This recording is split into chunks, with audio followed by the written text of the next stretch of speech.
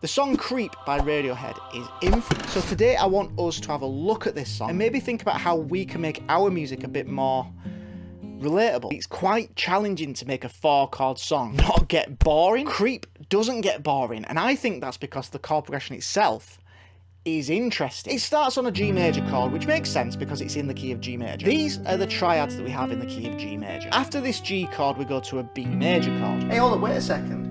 Didn't you just show us that in the key of G major, the third chord should be a B minor, not a B major chord? This B major chord technically doesn't belong here. The third chord in a key is called the median chord. Now in the key of G major, this third chord should be a B minor chord, but because we're changing this to a B major, we're replacing one of the notes in this third chord, so it has a note in it that is not from the key of G major. Because we're changing this third chord, which is the median chord, and we're changing it so it's got a note that is from outside of the key, so chromatic, we call this a chromatic median. This chord change adds an element of surprise. I mean, it still sounds really good, but it just catches you off guard that little bit. There are two common places where this particular chord change can lead us. So we could go to an F sharp minor or major chord, which sounds really good, but it feels like it's leading you away from the key of G major. So this could actually be a really good device to help you to set up for a key change. What Creep does is take this B major chord and move all of the notes up by one semitone into the next chord. So it feels like you're just casually stepping into the next chord, which just so happens to be a C major chord, which is the 4 chord in the key of G. So we're back in key again. So it almost feels like we've just veered off and just kind of treaded out of key for a moment with the B major chord and then just stepped straight back in. And the final chord in this 4 chord progression is a C minor chord, which again doesn't belong here.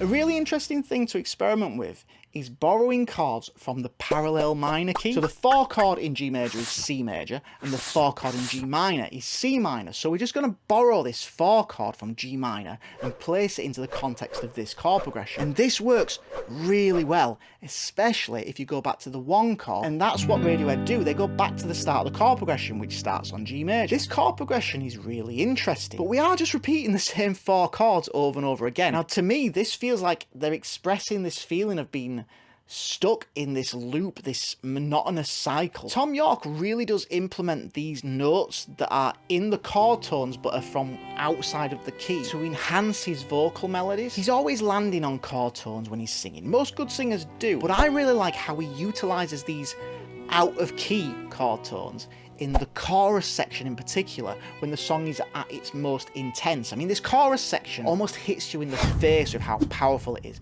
It almost sounds like it doesn't belong here. The fact that he's really highlighting these particular chord tones at these sections of the song, to me, really highlights the sentiment of the song. A feeling of not belonging. I know that Thom Yorke supposedly wrote this song from the perspective of a creepy drunk person stalking a woman, and I know that Jonny Greenwood has also stated that this song was about a woman that Thom Yorke was infatuated with but didn't have the confidence to talk to. But we both know that songs can mean different things to different people. The lyrics, to me, express insecurities. And insecurities are things that we can all relate to. Everyone has that feeling sometimes of not being good enough or not belonging.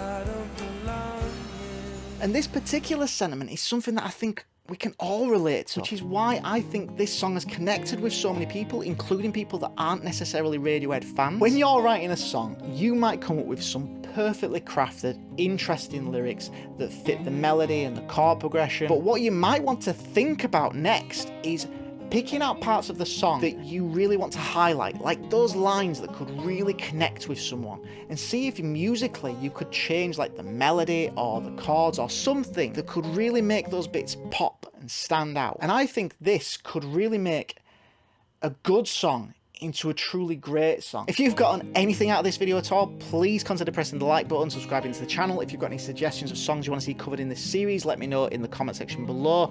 If you like the sound of cool sounding chord progressions, I think you're gonna really like this video next.